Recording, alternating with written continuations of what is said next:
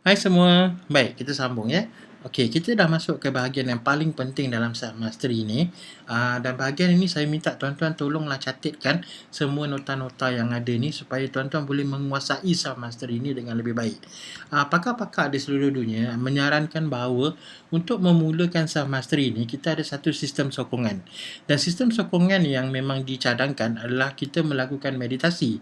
Meditasi ni proses di mana kita boleh duduk mendengar alunan-alunan muzik yang menenangkan dan kita boleh connect to ourselves. Ini adalah proses di mana kita boleh melihat ke dalam diri kita, bernafas dengan teratur dan menenangkan diri kita dengan cara yang lebih baik. Jadi meditasi inilah satu aktiviti yang kita boleh buat bila-bila masa sebenarnya. Pagi boleh, sebelum tidur boleh, malah selepas lunch juga boleh, tak ada masalah pun. Kerana saya sendiri sudah mencuba proses meditasi ini dan sebenarnya proses ni memberikan kita satu ketenangan untuk kita melakukan kerja-kerja yang seterusnya untuk hari itu. Dan biasanya proses yang meditasi yang saya jalankan adalah proses meditasi sebelum tidur. Kerana bila saya bangun, saya akan merasakan satu ketenangan yang boleh bantu saya untuk melalui hari yang sama. Hari itu juga. Jadi tuan-tuan boleh cuba. YouTube banyak beratus-ratus video mengenai meditasi ini. Saya suka cadangkan untuk tuan-tuan mulakan dengan video yang ada arahan. Dia dalam video tu dia akan bagi tahu lepas ni nak buat apa dan sebagainya. Tarik nafas, duduk tenang, bayangkan itu, bayangkan ini dan sebagainya. Jadi saya minta tuan-tuan dan puan-puan kalau nak mulakan boleh mulakan dengan video-video sebegitu. Kemudian beralih kepada video yang hanya ada muzik sahaja. Jadi kemudian kita boleh teruskan proses meditasi kita itu ikut masa yang kita dah pilih. Saya pilih masa sebelum tidur, 10 minit sebelum nak lena tu, saya akan melakukan proses meditasi ini dan kemudian saya akan terus tidur dan lupakan apa yang ada. Dan biasanya video yang saya akan dengar adalah video yang memang jumlah dia dalam 10 minit ke 15 minit. Supaya lepas tu automatik dia akan hilang. Saya tak perlu nak tekan butang apa-apa. Jadi boleh cuba.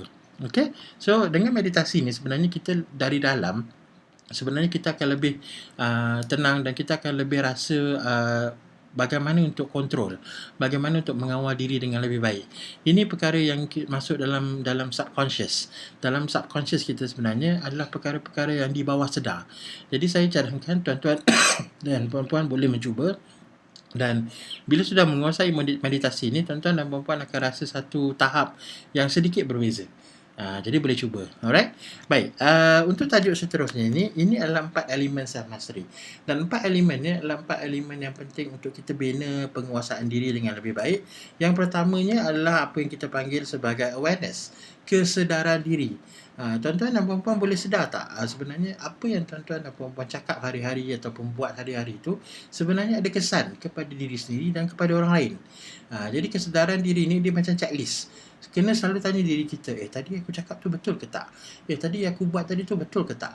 Ini akan membantu untuk meningkatkan kesedaran diri dengan lebih baik.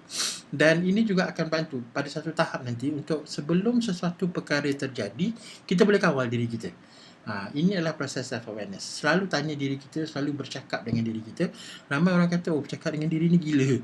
Sebenarnya tak. Ini adalah natural. Saya rasa semua orang dalam dunia ni, dia bercakap dengan diri dia sendiri. Tinggal lagi, adakah dia sedar apa yang dia cakap itu meninggalkan kesan yang positif. Jadi kita mahu kesan yang positif itu. Dan level self-awareness yang mahu kita capai adalah level di mana kita boleh mengawal diri kita daripada melakukan sesuatu yang negatif di masa hadapan. Sebelum sesuatu berlaku, kita dah positif dulu.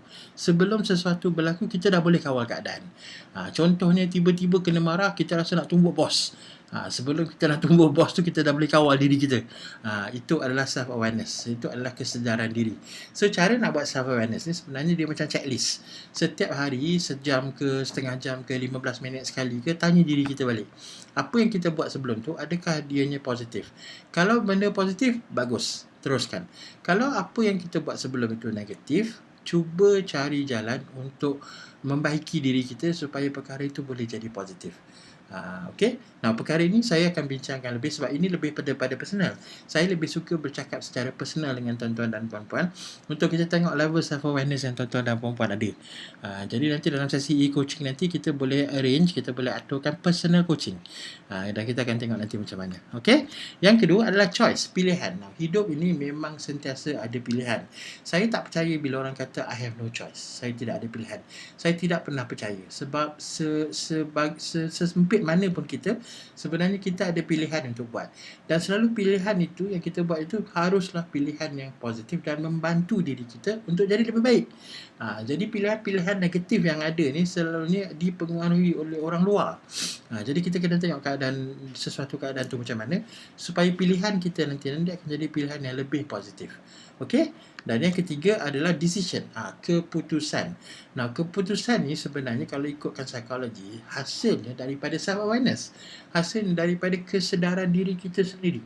Adakah dengan buat decision yang betul, keputusan yang betul itu hasil daripada kesedaran diri yang tinggi? Ataupun decision itu kita buat hanya semata-mata sebab nak rush. Orang push, kita buat. Ini sebenarnya tak betul. Jadi decision tu haruslah decision sebenarnya yang memanfaatkan kedua-dua pihak, diri sendiri dan orang lain. Kerana itu banyak keputusan-keputusan yang kita buat, kita kena tinjau balik, kita kena tengok balik, revise balik. Adakah selama kita hidup ni keputusan yang kita buat positif? Saya Alhamdulillah, memang betul ada keputusan-keputusan yang saya buat tu negatif, tapi dia tidaklah mempengaruhi hidup saya sehingga jadi sangat-sangat negatif.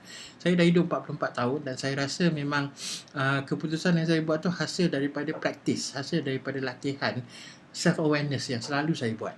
Ini sebenarnya membantu saya dengan lebih baik. So, saya mahu itu juga membantu tuan-tuan dan puan-puan. Okey, dan last but not least is realization. Apakah yang kita buat sehari-hari ni kita sedar?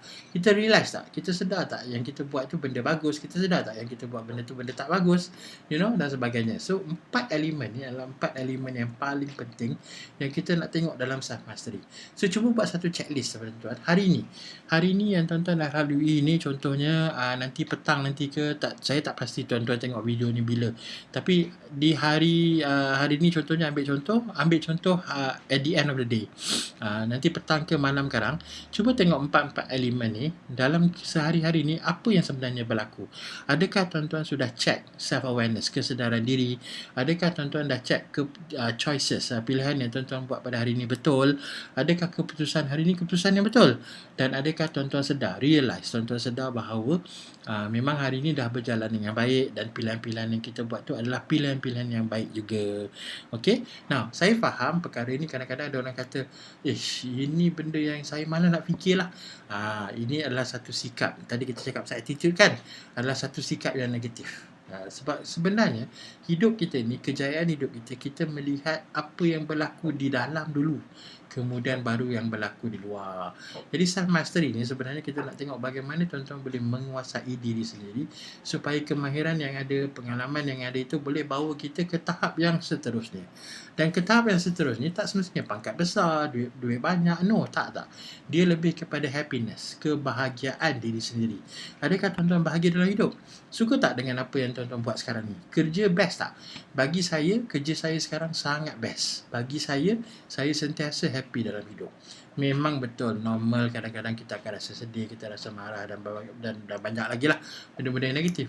Tapi secara keseluruhannya saya rasa sekarang ni saya adalah seorang yang sangat happy. Dan pada saya itu dah cukup. Jadi kita pun nak tengok benda yang sama dengan tuan-tuan dan puan-puan, dan kita akan tengok dalam sisi e-coaching nanti. Okay?